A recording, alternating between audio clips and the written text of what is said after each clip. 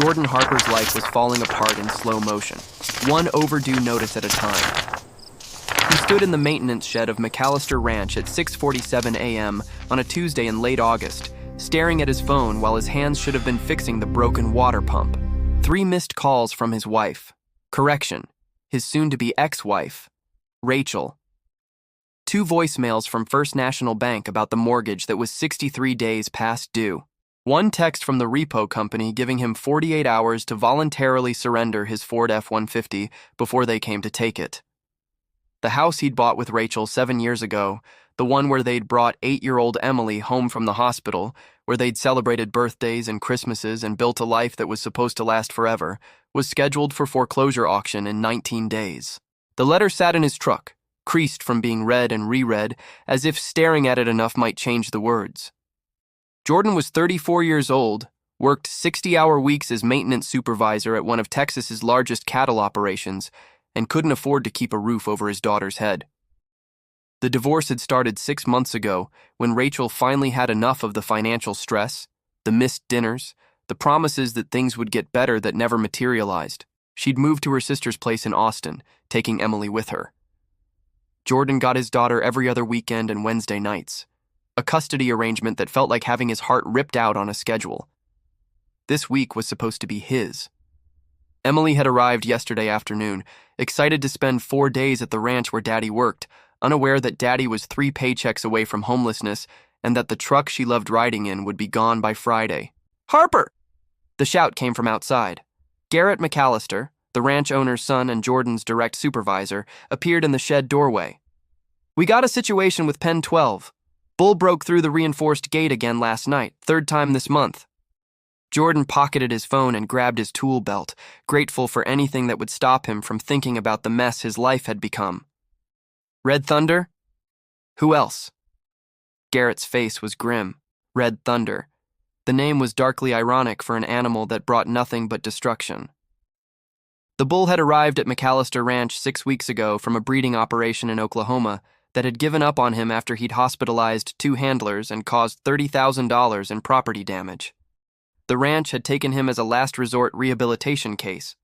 Clay McAllister, the owner, believed every animal deserved a chance at redemption, but Red Thunder was testing that philosophy to its limits. Jordan followed Garrett to the north section where Pen 12 sat isolated from the main livestock areas. The reinforced steel gate hung twisted and broken, victim of 2,000 pounds of rage-driven muscle. Inside the pen, Red Thunder stood in the far corner, his massive frame tense and vibrating with barely contained aggression. "He's getting worse," said Marcus Chen, the head livestock handler, a 40-year veteran who'd worked with difficult cattle his entire career. "Used to be he'd only charge if you entered the pen. Now he attacks the fence when anyone walks past. Yesterday he went after Tommy just for carrying a bucket within 20 feet of his space." Jordan examined the destroyed gate. Red Thunder had literally bent steel, driven by a fury that seemed pathological.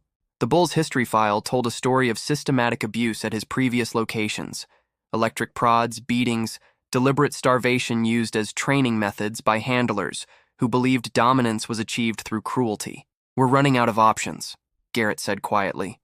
"Dad's starting to talk about humane euthanasia.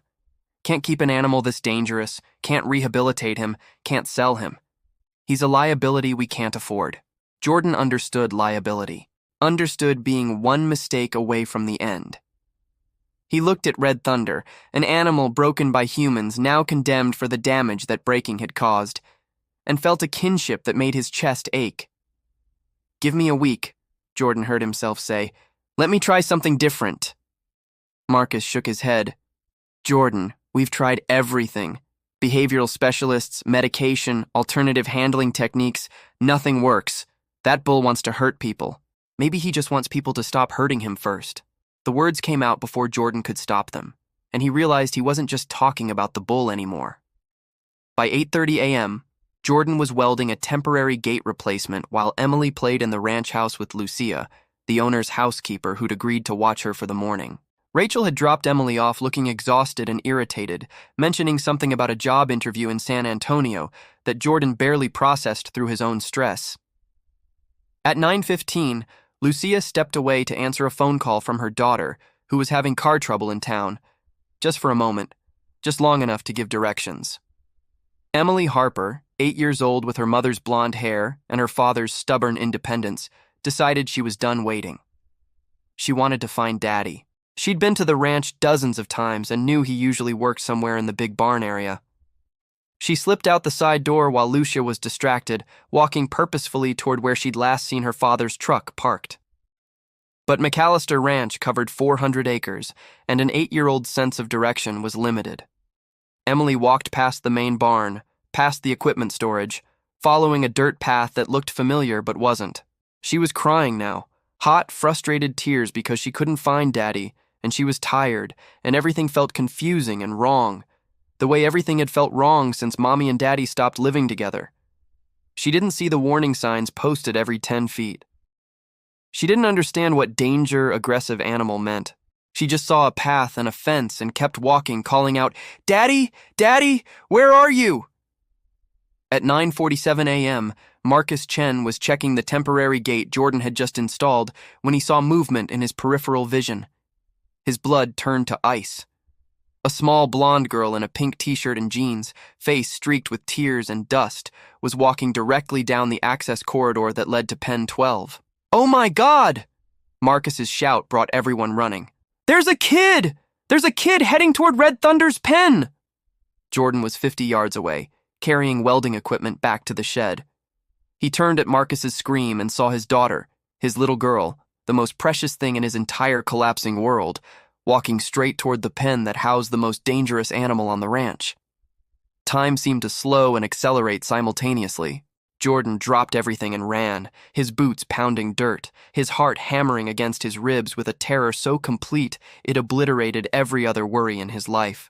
Emily reached the pen's observation fence, a barrier designed to let staff monitor the bull from a safe distance. She stopped there, confused, looking around for her father, and that's when Red Thunder saw her. The bull had been standing in his usual corner, radiating the hostile energy that kept everyone away. But when Emily appeared at the fence, something changed. Red Thunder went completely still. Every ranch hand who'd been working in the area had stopped what they were doing and stood frozen, watching in horror. Marcus was halfway to the pen, moving as fast as his 60-year-old legs would carry him. Jordan was sprinting like his life depended on it, because his daughter's life did depend on it. Emily, oblivious to the danger, wiped her eyes with dusty hands. "Daddy?" Her small voice carried across the tense silence. Red Thunder began to move, not charging, not aggressive, but walking, slowly, deliberately, toward the fence where the little girl stood. "Emily, don't move!" Jordan's voice was raw, desperate. "Baby, stay very still!" Emily turned at her father's shout, saw him running toward her, saw the crowd of men all frozen in terror, and started to cry harder. "I just wanted to find you," she sobbed. Red Thunder reached the fence. 2,000 pounds of muscle and fury, an animal that had attacked grown men for simply existing near him, now stood 3 feet from an 8-year-old child. Every handler held their breath. Marcus had his tranquilizer rifle raised but didn't dare fire. The bull was too close to Emily, and a wounded, enraged Red Thunder would be even more dangerous. The bull lowered his massive head, his dark eyes fixed on Emily with an intensity that made Jordan's soul scream. And then Red Thunder did something that nobody who witnessed it would ever forget. He made a sound, low, rumbling, almost gentle, not aggressive, not threatening, comforting. The same sound a mother cow makes to calm her calf. Emily stopped crying. She looked up at the enormous animal, her tear-streaked face showing confusion rather than fear. "Hi," she said in a small voice. "Have you seen my daddy?" Red Thunder shifted his weight, positioning his body in what Jordan, who'd worked with cattle for 15 years, recognized as a protective stance, as if shielding Emily from perceived threats, from the other humans. Jordan reached the fence, his hands shaking so badly he could barely grip the rails. "Emily, baby, I need you to walk backward very slowly. Can you do that for Daddy?" "But the cow." "He's not a cow, baby, he's a bull, and he's dangerous. Please, please walk toward me, slowly." Emily looked at Red Thunder, then back at her father. With the simple trust of a child who believed Daddy could fix anything, she began to walk backward. Red Thunder watched her go, made that sound again, low, gentle, protective, but didn't follow, didn't charge, just stood there, his aggressive energy completely absent, as Emily walked into her father's arms. Jordan swept his daughter up, crushing her against his chest, his whole body shaking with adrenaline and relief and a terror so profound he couldn't speak. Marcus lowered the tranquilizer rifle, his face pale. What the hell just happened? Garrett, who'd run over from the main office, stood staring at Red Thunder in disbelief. That bull, he protected her. From us. Jordan carried Emily away from the pen, away from the danger, back toward the ranch house where Lucia stood on the porch looking horrified and apologetic. But before he left, Jordan turned back to look at Red Thunder one more time. The bull stood at the fence, watching Emily go, his massive body completely calm. When he saw Jordan looking, Red Thunder made that sound again, and Jordan understood something in that moment that would change everything. Red Thunder wasn't aggressive because he wanted to hurt people. He was aggressive because every person he'd ever known had hurt him first. Except for one small, fragile, crying child who'd looked at him and just seen a creature, not a threat. And in that moment of innocent vulnerability, Red Thunder had remembered, or perhaps discovered for the first time, that not all humans were dangerous. The question that would haunt everyone who witnessed what happened was this: why Emily? Why had this violent, traumatized animal shown gentleness to a random child when he'd attacked trained professionals? The answer would come, but not yet. First, there would be meetings, evaluations, decisions about Red Thunder's fate and Emily's safety, and whether what they'd witnessed was a fluke or a revelation. Jordan sat in Clay McAllister's office that afternoon, Emily sleeping on a couch nearby, exhausted from the morning's trauma. I don't understand it, Clay said, reviewing the security footage that had captured the entire incident. Every behavioral marker says that Bull should have charged the moment he saw movement near his pen. Instead, he protected her. Animals recognize vulnerability, said Dr. Sarah Vance, a veterinary behaviorist who'd rushed to the ranch after hearing what happened. She'd worked with Red Thunder twice before and called him one of the most severely traumatized animals I've ever evaluated. Now she watched the footage with wonder. That little girl wasn't projecting threat. She was small, crying, lost. Red Thunder responded to her distress the way herd animals respond to calves in danger, with protection, not aggression. So you're saying he saw her as, what? Something to protect instead of something to attack? I'm saying that Bull's aggression is defensive, not offensive. He attacks because he perceives every adult human as a threat. But Emily? Dr. Vance rewound the footage, freezing on the moment Red Thunder lowered his head toward the child. Emily was no threat. She was vulnerable. And something in him responded to that vulnerability with gentleness. Jordan, who'd been silent through the whole discussion, finally spoke. So what happens now? Clay sighed. Protocol says we should put him down. Can't have an animal this unpredictable around people, especially children. But he watched the frozen image of Red Thunder making that protective gesture. But I've been ranching for 40 years, and I've never seen anything like this. It feels wrong to kill an animal for finding one moment of peace in a life full of pain. So don't, Jordan said. Everyone turned to look at him. Don't kill him. Let me work with him. With Emily. If he responds to her, maybe she's the key to rehabilitating him. Jordan, we can't put your daughter in danger. She was already in danger. She walked right up to him and he didn't hurt her. Actually did the opposite. He protected her from us. Jordan's voice carried a desperation he couldn't hide. Please, give him a chance. Give me a chance to do something right. Because everything else in Jordan's life was falling apart. His marriage was over, his house was being foreclosed, his truck was being repossessed, and he couldn't afford to give his daughter the stable life she deserved. But maybe, he could save this bull. And in saving Red Thunder, maybe Jordan could save some small piece of himself. Clay McAllister's decision came the next morning. Jordan had 2 weeks to show progress with Red Thunder, or the bull would be euthanized. Jordan barely slept that night. Emily was back with Rachel in Austin. Her mother had been furious when she learned what happened, threatened to revoke Jordan's custody rights for endangering their daughter. Jordan spent hours on the phone convincing Rachel it had been an accident, that Emily was safe, that it wouldn't happen again. But privately, Jordan was planning exactly the opposite. Dr. Vance arrived Wednesday morning with monitoring equipment and a liability waiver thick as a phone book. If we're doing this, we do it scientifically. Controlled environment, safety protocols, multiple observers, and Jordan, if Red Thunder shows any sign of aggression toward Emily, we stop immediately. They set up in Pen 12's observation area. Emily sat on a hay bale 20 feet from the fence, coloring in a book Jordan had bought her. She didn't understand why she had to sit near the big cow again, but Daddy said it was important, so she did it. Red Thunder stood in his corner, watching. No aggression, no charging. Just watching Emily with that same focused intensity.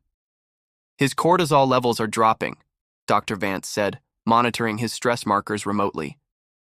He's calming down just from her presence. For 3 hours, nothing happened. Emily colored. Red Thunder watched. The handlers maintained nervous vigilance. Then Emily's crayon rolled off the hay bale and through the fence into Red Thunder's pen. "Don't move," Marcus whispered urgently. But Emily, with a child's lack of fear, stood up. "I need my crayon." She walked to the fence and reached through the bars, her small arm extending toward the purple crayon that had landed 6 feet inside the pen. Red Thunder walked toward her. Every adult present tensed, ready to intervene. Jordan's heart stopped. The bull walked directly to the crayon, lowered his massive head, and gently, impossibly gently, nudged it with his nose back toward Emily's reaching hand. Emily giggled. "Thank you, cow." She grabbed the crayon and returned to her coloring as if nothing extraordinary had happened. Dr. Vance was staring at her equipment like it had malfunctioned. That's not possible. Bulls don't understand cause and effect like that. Don't recognize what a child wants and deliberately help. That requires cognitive empathy we don't see in cattle." But they'd all just witnessed it. Over the next week, the pattern repeated. Emily would visit the pen, sit and color or talk to herself, and Red Thunder would remain calm. Once she started crying because she missed her mom, and Red Thunder made that low, comforting sound until she stopped. "He's responding to her emotional state," Dr. Vance explained during a progress meeting. "When Emily's calm, he's calm. When she's distressed, he tries to comfort her. It's extraordinary." But the breakthrough came on day 9. Jordan was working nearby when Emily, bored with coloring, asked, "Daddy, can I give the cow an apple?"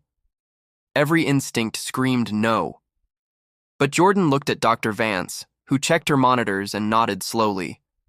"Okay, baby, but you stay outside the fence. Just hold it through the bars." Emily approached with an apple from her lunch bag.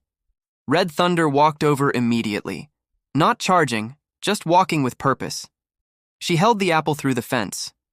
Red Thunder took it from her palm with such delicate precision that he didn't even touch her skin. Then Emily did something that made every adult present hold their breath. She reached through and touched his nose. Red Thunder closed his eyes and leaned into her hand. "He trusts her," Jordan whispered. "Completely." That night, Jordan sat in his truck outside the house that would be auctioned in 8 days, staring at foreclosure papers while trying not to cry. His phone rang. Clay McAllister. "Jordan, what you've done with Red Thunder is remarkable. I'm extending the rehabilitation indefinitely. But I have a question. Why does this matter so much to you?" Jordan was quiet for a long moment. Then, "Because I'm broken too, Mr. McAllister. My marriage failed, I'm losing my house, I can barely see my daughter, and I feel like I'm one mistake away from losing everything. That bull? He was one mistake away from being killed for being damaged, and my little girl saw past all that damage to something worth saving." His voice cracked. "Maybe if I can save him, it means broken things can be fixed. Maybe it means I'm not beyond saving either." The line was silent. Then Clay said softly, "You've got a $10,000 bonus coming in your next paycheck. Emergency employee assistance.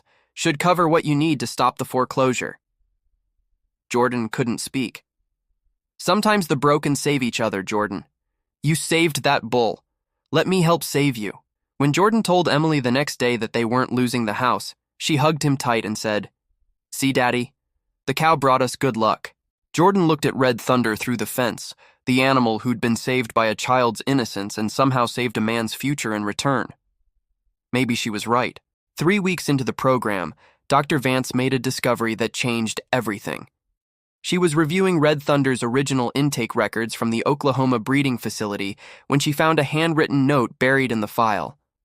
Bull shows extreme attachment to handler's daughter, age 6 to 7, becomes agitated when separated, recommend immediate behavior modification. Dr. Vance called Jordan immediately. Red Thunder's aggression started after they separated him from a child, a little girl who used to visit the facility with her father. Jordan felt pieces clicking together. He bonded with her, and when they took her away, he became what we see now: defensive, aggressive, traumatized. Not because humans hurt him physically, but because they took away the one human who made him feel safe. They tracked down the Oklahoma facility's former manager, who confirmed it. Yeah, Bill Hendricks' daughter Amy used to spend hours with that bull when she was little. Bull was gentle as a lamb with her. But Bill got divorced, lost custody, stopped bringing Amy around. The bull went crazy after that. Destroyed equipment, attacked handlers. We had to get rid of him. Red Thunder hadn't been abused with prods or beatings. He'd been traumatized by abandonment, by losing the child he'd bonded with and never understanding why. And then Emily appeared. Same age, same innocent approach, same vulnerability. And Red Thunder's broken heart recognized something familiar. When Jordan told Emily this story, simplified for her 8-year-old understanding, she looked at Red Thunder with tears in her eyes. "He was sad because his friend left," she said, "like I'm sad when I have to leave Daddy." She walked to the fence. "I won't leave you," she told the bull. "I promise." Red Thunder made that gentle sound, lowering his head to her level. Dr. Vance documented everything. The case study she published 6 months later, Trauma-Induced Aggression in Bovines, a Case of Attachment Disorder, would revolutionize how agricultural facilities handled animal behavior.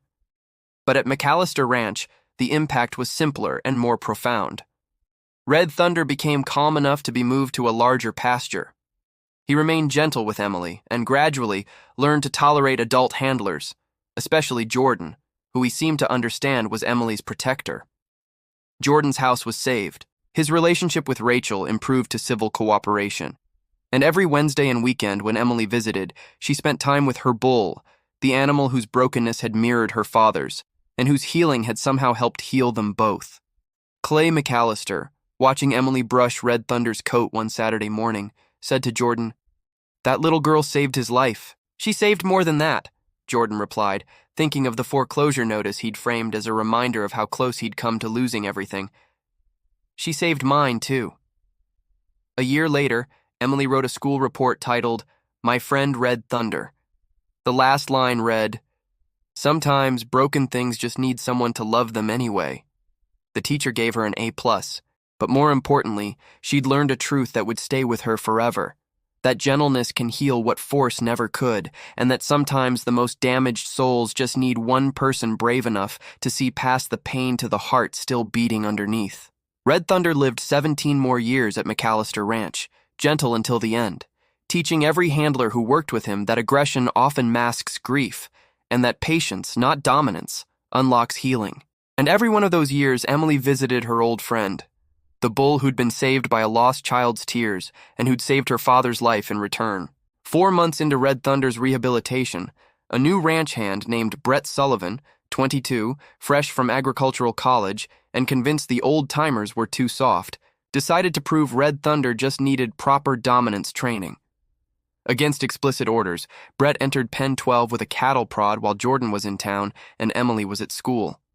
Marcus found Brett 20 minutes later, unconscious with a concussion and broken ribs. Red Thunder stood over him, agitated and pawing the ground, all the aggressive behaviors that had disappeared with Emily. That evening, Clay McAllister called an emergency meeting. "Our insurance company is threatening to drop us," The county board wants Red Thunder euthanized immediately. Brett's father is threatening a lawsuit.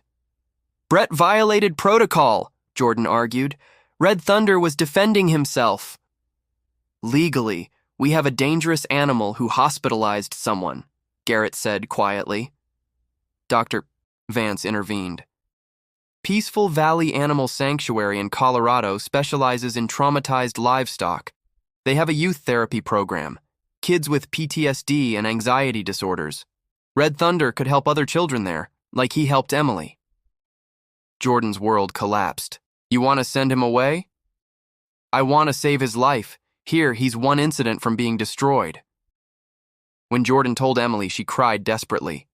He'll think I abandoned him like Amy did. We're not abandoning him, baby. We're giving him a new job, helping other kids who need him. Emily insisted on a proper goodbye. The next day, sitting inside Red Thunder's pen for the first time, she told him, You're going to help sad kids because you understand being sad. I'm not leaving because I don't love you. I'm letting you go because I do. Sometimes love means letting someone be where they can be happy. Red Thunder touched his nose to her forehead, that gentle gesture of trust. Sunday night, Jordan visited Red Thunder one last time. You saved my daughter. You saved me.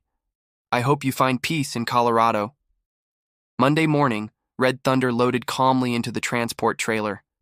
Before the doors closed, he turned back, looking at Jordan one last time. As the truck pulled away, Clay said, You proved broken things can be fixed, that second chances exist. That evening, Dr. Vance called. Red Thunder had arrived safely. When the sanctuary director's 9-year-old daughter observed him, he immediately calmed and approached peacefully. He's going to help a lot of kids, Dr. Vance said.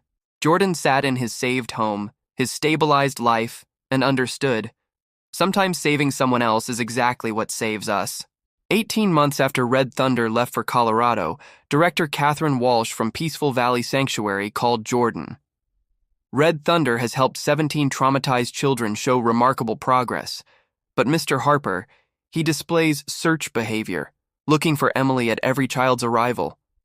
We're hosting a fundraiser gala next month. We'd like to fly Emily here, all expenses paid. She's his success story. Emily, now 10, screamed with joy at the news. Rachel agreed to come along.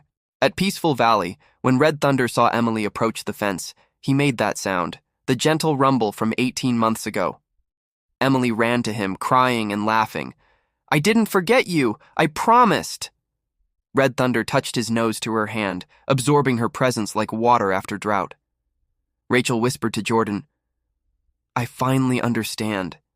He saved you both when everything was falling apart. That evening, Emily told 200 donors, Red Thunder taught me that broken doesn't mean worthless. Sometimes the scariest things just need someone brave enough to see past the scary parts. The sanctuary raised $340,000 that night. Before leaving, Emily told Red Thunder, You have important work here, helping kids who need you, like you helped me and Daddy. Years later, Emily became a veterinary behavioral specialist. When Red Thunder passed at 17 after helping 63 children, she spoke at his memorial. Red Thunder saved my father by giving him purpose. He saved my heart by showing me gentleness has power. He saved himself by trusting one more time. That's his legacy. It's never too late to heal, never too broken to love. Jordan listened to his daughter and remembered that Tuesday when a lost 8-year-old walked into the wrong pen and found exactly what she needed. A wounded soul waiting for someone brave enough to see past the fear. Emily trusted. Red Thunder waited. Together they proved broken things become whole not through force, but through the gentle, persistent choice to love them anyway. Sometimes handlers run from aggressive bulls for good reason, but sometimes a fragile child approaches like an old friend and changes everything, reminding us that beneath every defense, every trauma response, there's a heart that still remembers how to trust, if only someone is patient enough to wait.